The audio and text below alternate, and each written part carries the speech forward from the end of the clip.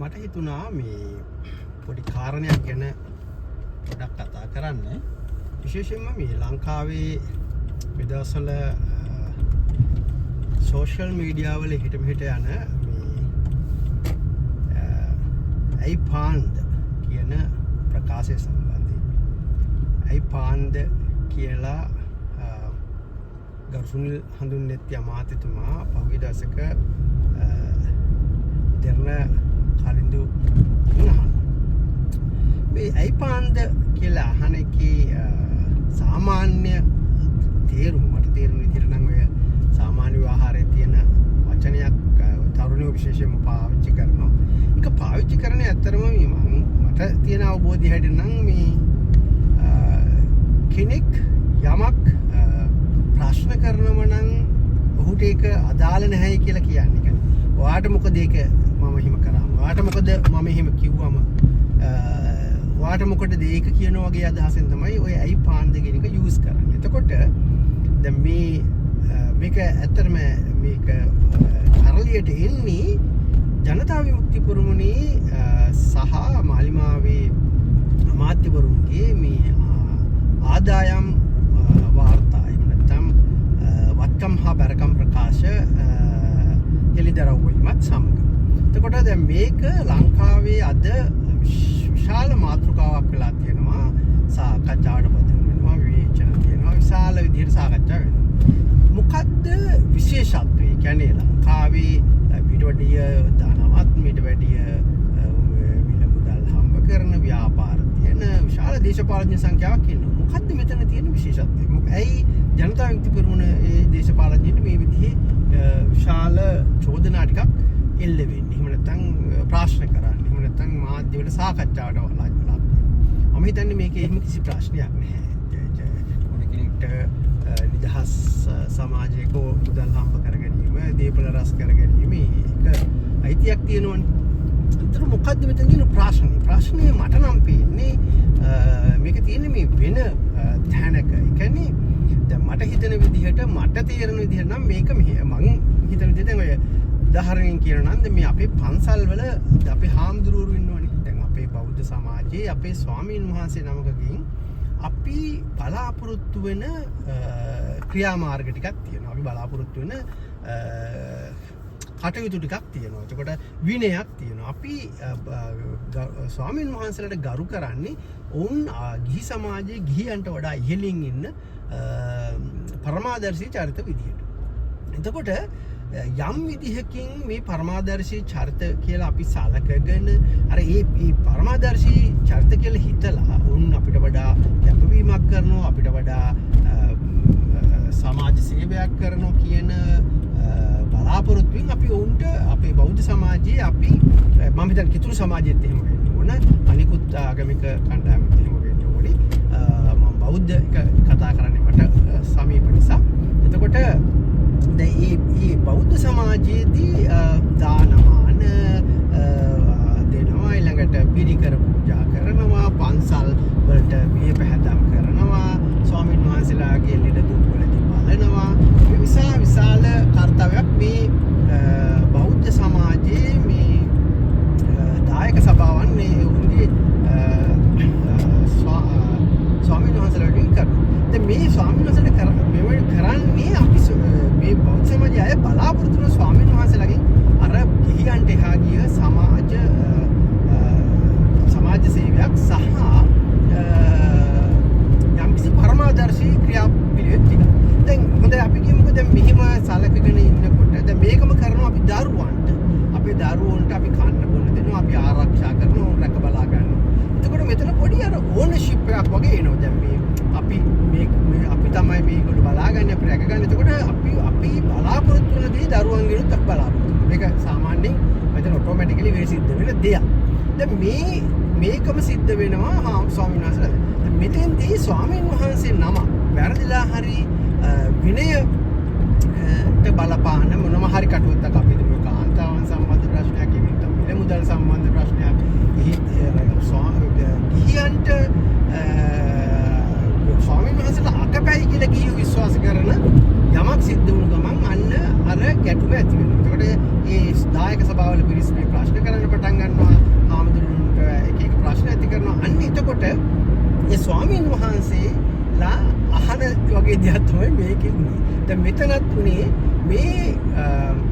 මේ චාරිත මේ ජනතා විමුක්තිය දේශපාලනය කරපු අය හැමෝම හිතුවා ඒගොල්ලෝ පරමාදර්ශී චාරිත වුණ සමාජයෙන් කැප වෙනවා.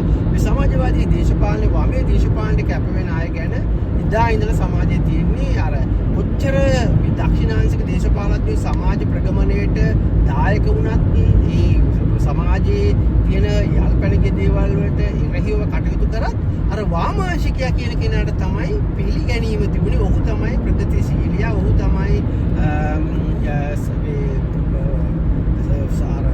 පරමාදර්ශී දේශපාලනඥයා කියන හැඟීම තමයි තිබුණේ. ඒතර වාමේ දේශපාලන පක්ෂවල වැඩ කිරීමත් එක්තරා විදිහක අර කොටසට ඇතුල් වීමේ දෙයක් විදිහ තමයි දැක්කේ. ඒ වෙනුවෙන් කතා කිරීමත් සමාජ පිළිගන්නේ විශාල මේ ප්‍රතිශීලී කියන තමයි. ඉතින් ඕකට අපුඩි ආභරණයක් විදිහට තමයි තිබුණේ.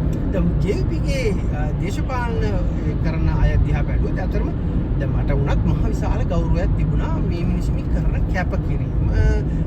විශේෂයෙන්ම සිද්ධියට අදාළ වෙන සුනිල් හඳුන්වන්නේ පුජ්‍යලිකව මම දන්නවා. අපි දැන් එකට දේශපාලනය කරේ ඒ සමකාලීනව ඔහු ජයවර්ධනපුර කැම්පස් එකේ මම කොළඹ කැම්පස් එකේ මහා ශිෂ්‍ය ක්‍රියාකාරියෙක් විදිහට වැඩ කරා. ඔහුත් ශිෂ්‍ය ක්‍රියාකාරියෙක් විදිහට වැඩ කරා. අපි ප්‍රතිවිරුද්ධ කණ්ඩායම් දෙක වැඩ කරේ. අපි රණ්ඩු සාරුවාල් වුණා, කෑකෝ ගාගත්තා, ඉවත් කරගත්තා.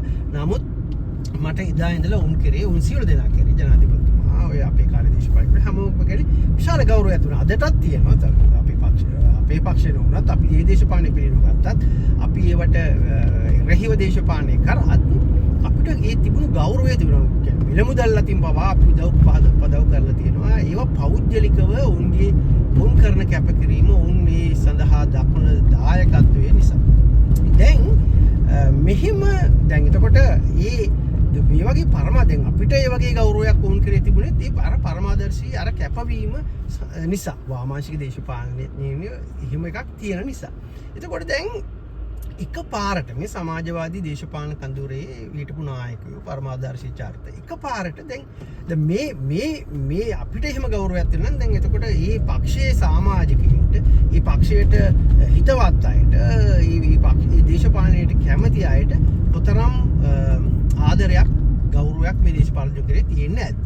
ඒ හේතුකට කියනම උත්තරම් මොවුන් පෝෂණය කරන්න මොවුන්ගේ කටයුතු වලට වුන් දායකත්වය දෙන්න නැතුව දැන් මට මතකයි ටිලන් සිල්වා මහත්තයා එතනින් ගියාම විශේෂම හඳුන්වන්නේ ජයසාන්ත කතාව. එතනින් ගියාම අපේ වසන්ත ඇමතිතුමාගේ අර කිසෙල්කන් කතාව. ඔය වගේ මන්ට ලාල්කාන්ත ඇමතිතුමාගේ කතාවක් කියන මට ඇහිලා තියෙනවා. දැන් ඔය වගේ ඒගොල්ලොම කියනවා අපි ගියාම අපිට සල්ලි දෙනවා, බඩු බාහිර අයදි දෙනවා, කෑම්බීම් දෙනවා, වුන් අපි බලා ගන්නවා, ලෙඩට දුකට බලනවා, අපේ ඇඳුම් පැළඳුම්, අපේ පවුල් වල ප්‍රශ්න මේ සියල්ල අපේ පාක්ෂිකව විසඳන නිසා අපිට මුදල් හදල් පිළිබඳ ප්‍රශ්නයක් නැහැ. අපිට මුදල් හදලා ඇත්තෙත් නැහැ, ඕනෙත් නැහැ. අපි මේ රටේ ජනතාව වෙනුවෙන්, මේ දුක් විඳින ජනතාව වෙනුවෙන්, මේ පීඩිත ජනතාව වෙනුවෙන්, මේ තැලෙන පෑගෙන මිනිස්සු වෙනුවෙන්, කම්කරු පන්තිය වෙනුවෙන් පෙනී ඉන්නවා, වැඩ කරනවා. මේ ධනේශ්වර දේශපාලනයට එරෙහිව කියන මතය තමයි ඇති කරේ. මේක කාලාන්තරයක් තිස්සේ ජනගහනය මේක කරා. මේක විපක්ෂයේ ඉන්න කාලේ කවුරුත් ඔවුන්ව ප්‍රශ්න කරේ නැහැ. ප්‍රශ්න කරන්න හේතුවක් නැහැනේ. ඒතර ඒ ප්‍රශ්න කරේ නැහැ. උන් කියන වචන දේව වචන විදිහට සැලකුවා. දැන් එකපාරට මේ දේව වචන කියාගෙන හිටපු අයගේ අර සංගවිලා තිබුණු ස්වරූපයක් එළියට ආවා. ඒ කියන්නේ උන්ට පුජ්‍යලික වත්කම් තියෙනවා කියන එක එළියට ආවා. එතකොට අර පාක්ෂිකයන් යම් ප්‍රමාණයකුත් අර මැද ඉඳගෙන මේ පිරිස් දිහා බලපු පිරිසක් ප්‍රශ්න කරන්න පටන් ගත්තා. අර මම මුලින් කියපු උදාහරණය. අර හාමුදුරුවෝ ප්‍රශ්න කරනවා වගේ තමයි. සමහරු ඒක ඒවා කමක් නැහැ කියලා අර අන්ධභක්තියෙන් පිළිගන්නවා. නමුත් අර මැද ඉන්න බුද්ධිමත් පිරිස් මේව ප්‍රශ්න කරනවා. දැන් අන්නේ ඒ තැන තමයි මේ ප්‍රශ්නේ තියෙන්නේ. දැන් අර සමාජීය ප්‍රශ්න කරන්න පටන් අරගෙන. එතකොට දැන් මේක ප්‍රශ්න කරනකොට මෙච්චර කල් මොවුන්ව ප්‍රශ්න කරේ නෑනේ. ඕන් කියන දේ සමාජය අහගෙන හිටියා. උන් කියන දේ පිළිගත්තා. උන් යමක් කිව්වහම ඒකට අහුම්කන් දුන්නා. දැන් එකපාරට උන්ව ප්‍රශ්න කරන සමාජය පටන් අරන් තියෙනවා. හැබැයි අර මේ මුල් කාලේ ඉන්නවා දැන් අර විදුහල්පතිතුමා වගේ තමයි. විදුහල්පතිතුමා ඉස්කෝලේ මොන හරි කිව්වම අපි යමෝම ඒක අහගන්න ඕනේ කරේ. ඒක ගෞරවය ඔක්කොම එක. හැබැයි ළමයි විදුහල්පතිතුමා ප්‍රශ්න කරන්න ගියාම විදුහල්පතිතුමාට ප්‍රශ්න වලට උත්තර නැහැ. මොකද ඔහුට පුරුද්දක් නැහැ අර ප්‍රශ්න අහන ඒවට උත්තර දෙන්න. ඔහුට පුරුද්ද තියෙන්නේ ඔහු කියන දේ අනිත් අය අහන්න. දැන් මේ ජනතා විමුක්ති දේශපාලනඥයන්ටත් වෙලා තියෙන එක. එවුන් යාළුව ප්‍රශ්න කරන ප්‍රශ්න කිරීම සහ ඔවුන්ට ඒවට උත්තර දීමේ අර පුරුද්දක් නැහැ. ඔවුන් එදා කියපු දේවල් සමාජයේ පිළිගත්තා. දැන් මේව ප්‍රශ්න කරනකොට ඔවුන්ට විශාල ගැටලුවක් ප්‍රශ්නයක් වෙලා තියෙනවා. ඉතින් මෙන්න මේක තමයි මේ ඇති වෙලා තියෙන තත්ත්වය. මේක අහනකොට තමයි මේ අපේ සුනිල් හන්දිරේ අවතුමා කියන්නේ ඇයි ඔයාට පාන්ද? මම නම් කියන්නේ අපිට මේක අදාළ නොවුනත් අපි උදව් කරාට ඒක අපි පුජ්‍යලිකව අපි අපිට ගෞරවයක් ඇත්තට තියෙනවා අදත් තියෙනවා. ඒක නමුත් ඒක දැන් වලට ගිහිල්ලා තියෙන්නේ මේ දැන් ඔවුන්ගේ පාක්ෂිකේ ප්‍රශ්න කරන පාක්ෂිකයන් අන්තභක්තියෙන් ඒව පිළිගන්න අය නෙමෙයි මේ ප්‍රශ්න කරන පාක්ෂිකයනුත් ඒ වගේම මැද කොටස ජනතා විමුක්ති සහයෝග දුන්න මැද කොටසත් අද මේව ප්‍රශ්න කරන්න පටන් ගන්න තියෙනවා. එතකොට දැන් හුලන්දනති ඇමතුමා අහනකොට කලින්දුගෙන් කලින්දු කියන්නේ කවුද? කලින්දු කියන්නේ ලංකාවේ ප්‍රධාන ජනමාධ්‍යක වැඩසටහන් ක්‍රියා කරවන්නේ. දැන් වැඩසටහන් කරන්නේ. එතකොට ඔහු ප්‍රශ්න කරන්නේ ඇත්තටම ඔහු නෙමෙයි මේ ප්‍රශ්න කරන්නේ. මේ සමාජයේ තියෙන ප්‍රශ්න ඔහු අහන්නේ. එතකොට මේ සමාජයේ මිනිස්සු කියන්නේ සමාජයේ මිනිසුන්ගේ සමාජ ප්‍රශ්නයක් නේ අහන්නේ. එතකොට කලින්දු නෙමෙයි මේ කලින්දු කියලා ගන්න හොඳ නැහැ. මේ අහන්නේ මේ කියන්නේ මේ සමාජයේ තියෙන ප්‍රශ්නයක්. එතකොට කලින්දුගෙන් ඒක අහනකොට සුනිල් හන්දිරේ ඇමතුමා කලින්දුගෙන් අහනවා නම් ඔයාට පාන්ද කියලා කලින්දුට කියන්නේ ඔව් අපිට පාන් කියලා තමයි. ඔව් අපිට පාන්. කලින්දු විතරක් නෙවෙයි මම හිතන්නේ මධ්‍යස්ථ ජනතා විමුක්ති සහයෝගී දීපු පිරිසුත් බුද්ධිමය ජනතා විමුක්ති සමාජිකනුත් කියන්න තියෙන්නේ ඔව් අපිට පාන්. ඇයි අපිට පාන්